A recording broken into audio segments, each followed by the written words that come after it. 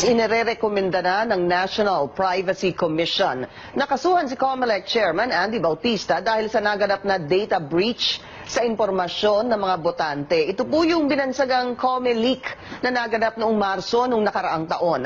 Matapos magsagawa ng investigasyon, sabi ng NPC na naging pabaya raw si Bautista sa pangangalaga sa personal na impormasyon ng mga botante at empleyado ng Comelec na nakapaloob naman sa database ng Comelec.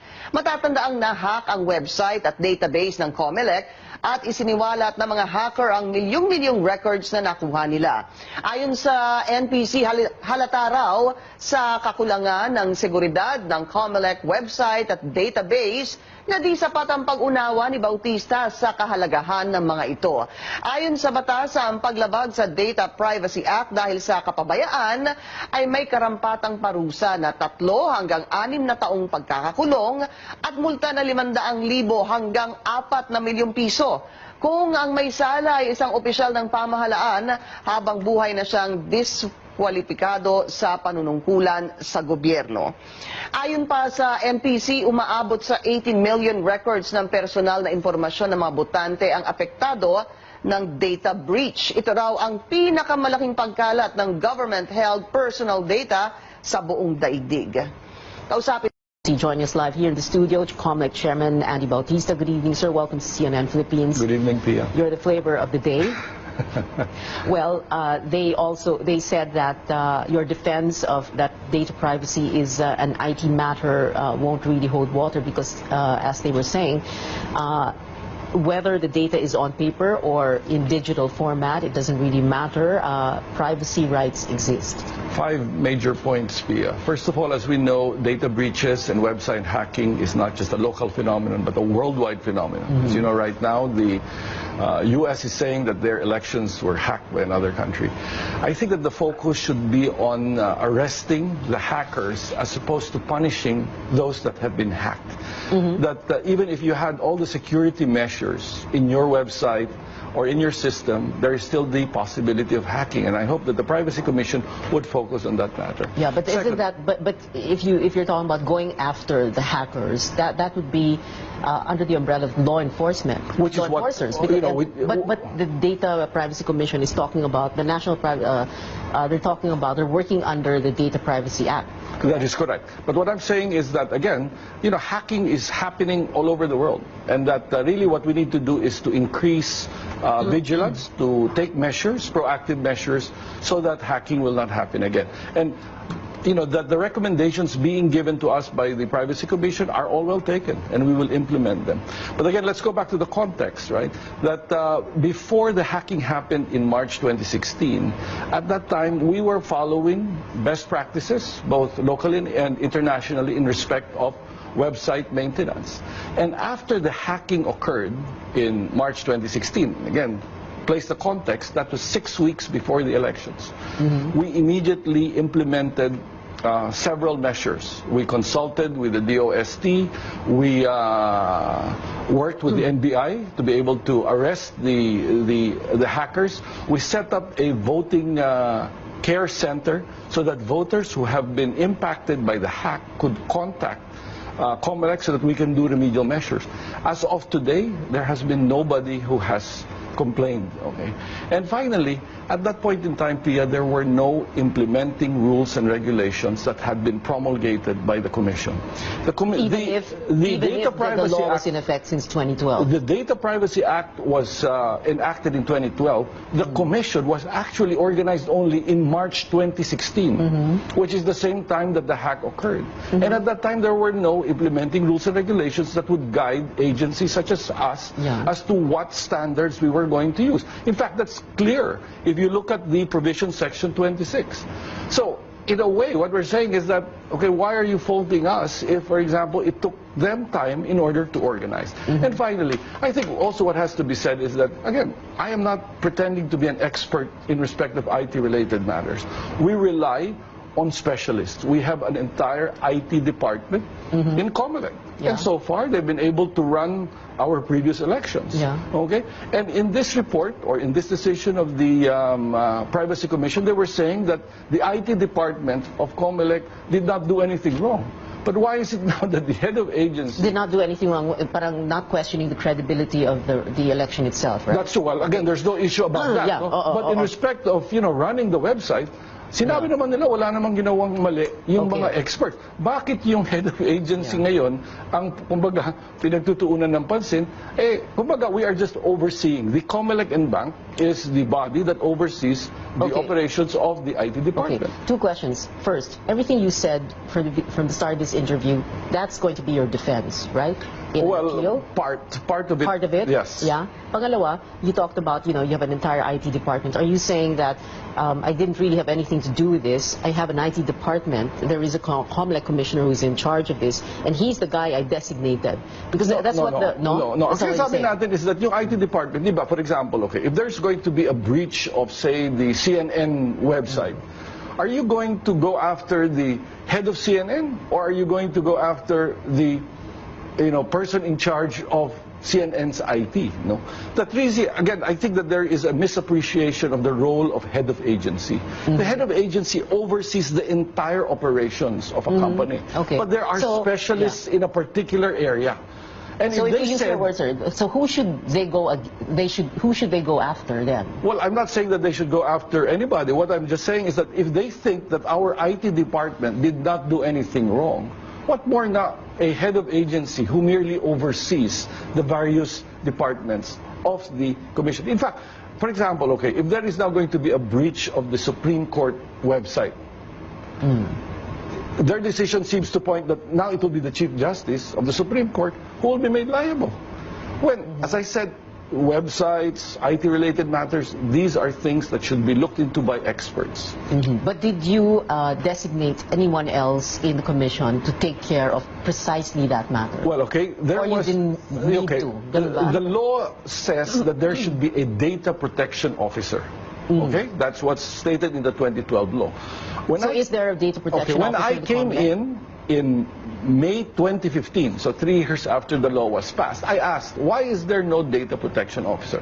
What I was told was because there are no implementing rules and regulations that have been promulgated by the Commission, because the Commission had not been organized. And again, if we are going to designate a data protection officer, that's not just my role. It has to be the Commission and Bank that has to vote and make that appointment made. No? So, as I said, I think they misappreciate the role of the head of agency. They misappreciate also the things that we have done. And I think that they should look into the context, the fact that we were running an actual election and these things were happening. And that the IIR was not yet available at the time, as you say. The IIR was only passed in August 2016. Yeah. Okay. And you will file an appeal. We will file a motion for reconsideration. The Office of the Solicitor General is assisting us. And as you know, without an IIR, there are issues about due process being observed, about ex post facto laws being passed.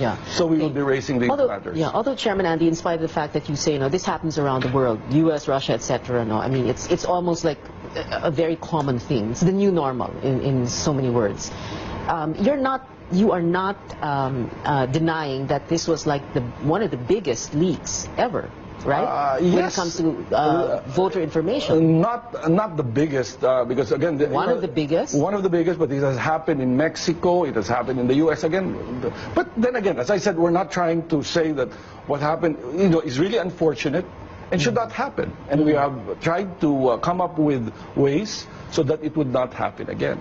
But as I said, again, it's not as easy as saying that, just because you have the most sophisticated system in the world, does not mean that hackers will not be able to penetrate it. Because, as I said, even the systems of the most advanced countries in the world are also prone to hacking. Okay, my final question and a wrap up from you, sir. You said until today no one has filed a complaint, but now you have the commission, the Privacy Commission, doing that.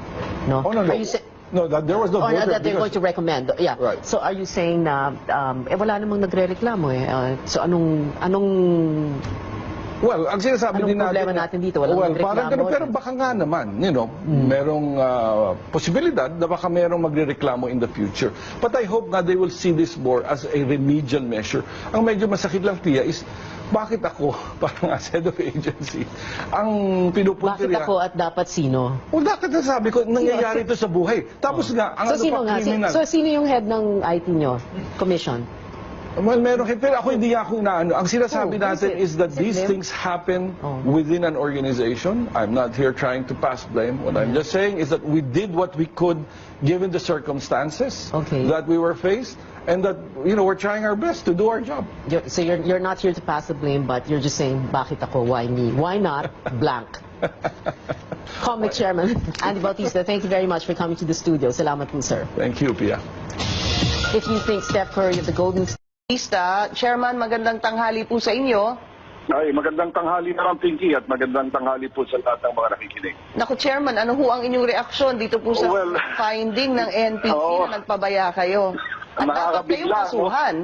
Oo, nakakabigla ito, Pinky, dahil sa aking palagay, may mga pagkakamali na nakita ang ating National Privacy Commission. No? Unang-una, alam naman natin na ang hacking ay nangyayari ngayon sa buong mundo. At lahat ng, kahit ng US government mismo ay naihack, kahit na may mga security protocols na nakalagay. No? So sa akin palagay, dapat ang bigyan tuon ng pansin ay yung yung paghuling ng mga hacker, imbes na yung mga nahahack ang pinaparusahan. Pangalawa, bago pa na-hack itong Comelec website, ay marami na po kaming ginawa upang siguraduhin na ang mga standards ng ating DOST ay sinusunod. No? At ito pong hacking ay nangyari 6 weeks before the elections. Kung kaya't minadali namin ang magagawa para mabawasan ang pwedeng maging danyos. In fact, kumuha po kami ng task force na siyang talagang titingin kung ano yung nangyari at nakipagtulungan po kami sa NBI para pumahuli yung mga hackers. No? Nagtayo din po kami ng isang voter care center para nga po ang ating mga botante na siyang naapektuhan itong hack ay pwedeng tumawag at pwedeng humingi ng tulong. Pero masasabi ko, Pinky, up to this day, wala pa pong tumatawag sa voter care center tungkol dun sa danyos, no? Pag-leak ng information. Oo. Pagkatapos, alam mo, Pinky, itong National Privacy Commission, nabuo lang itong Marso 2016. No? Pero sa ilalim po ito, sir, ng DICT? Tama ho ba? Yan ang, hindi ko alam kung DICT or DOST. Pero bagong buo lang yan, at saka wala pa po silang binibigay na implementing rules and regulations. Kung kaya't hindi po namin alam yung standard na siyang dapat sundin, no? Yung kanilang implementing rules and regulations ay naipasa lang, I think itong August 2016. And then finally, Pinky, siguro ang dapat ding alalahanin is that alam naman natin itong mga website, ito po ay dapat binibigay sa mga talubhasa sa IT, no? At alam ko ang NPC, ang Privacy Commission, ang nagpapatakbo niyan, siyempre mga IT practitioners. Pero kami sa Comelec, puro po kami mga abogado. O kaya talaga kami, kami ay naniniwala, humihingi kami ng recommendation, advice sa aming IT department. Kaya ito nakakatuwa na kung yung Comelec IT department namin that was directly in charge of operating the website was found not to be liable by the NPC. Bakit ako bilang pinuno ang siyang... Siguro, Chairman, hindi ho kaya, dahil kayo nga ang pinuno, kayo ang sinasabing dapat. Naintindihan ko po yung sinasabi nyo, may IT naman ho kayo na departamento, pero kung sila hindi kinakasuhan, bakit kayo kinakasuhan? Pero baka po lumalabas dahil kayo nga po ang chairman, kayo ang tatay, kayo ang pinakamataas dyan. So, parang it falls on your lap, parang ganon. Parang ang ex-officio crime, pero sa totoong buhay, hindi naman ganyan nangyayari. In fact, kung ganyan yung logic natin, kunyari magka-breach sa website ng Supreme Court, for example, ang kakasuhan ba ay ang Chief Justice? Chief Justice Sereno. Or, kunyari sa isang malaking kumpanya, nagka-breach po ng website ng Target sa Amerika, ang nag-resign ay yung CIO, yung Chief Information Officer, pero hindi po yung CEO. Okay. So, So, Chairman, okay. ano ho ang plano niyong gawin? Ano ho ang plano niyong tugon hinggil dito? Kayo ho ba, meron ho bang, do you plan to appeal this dito po sa NPC? Yes, well, meron naman pong yung mga bagong reglamento kung kaya't kami po ay magkakaroon ng motion for reconsideration. At dito naman po kami ay tinutulungan ng ating Office of the Solicitor General. Aha. Isang tanong na lang, Chairman, baka ho natanong nyo na ito sa mga dalubhasa. No? Kasi po ang Comelec ay isang constitutional body. Ang pagkaalam ko po ay kayo po ay maaaring matanggal sa pwesto through impeachment. Pagka Chairman ho ba kayo ng Comelec, which is a constitutional body, maaari ho ba kayong sampahan ng kaso sa regular na korte o kailangan ho bang humantong muna ito sa kaso para po sa impeachment? Paano ho ba? Natanong niyo ho ba to? Well, meron na po kaming pag-aaral tungkol dyan at kasama nga po yan dun sa aming naging sagot. Pero meron pong gray area, pero isa po yan sa aming sinasabi. But ako naman, sabi ko nga, hindi naman po tayo kapituko sa ating posisyon. Ang punto lang talaga namin is that walang ginawang kapabayaan ang Comelec tungkol dito. Talagang itong nangyari ito ay nangyayari, sabi ko nga, sa buong mundo.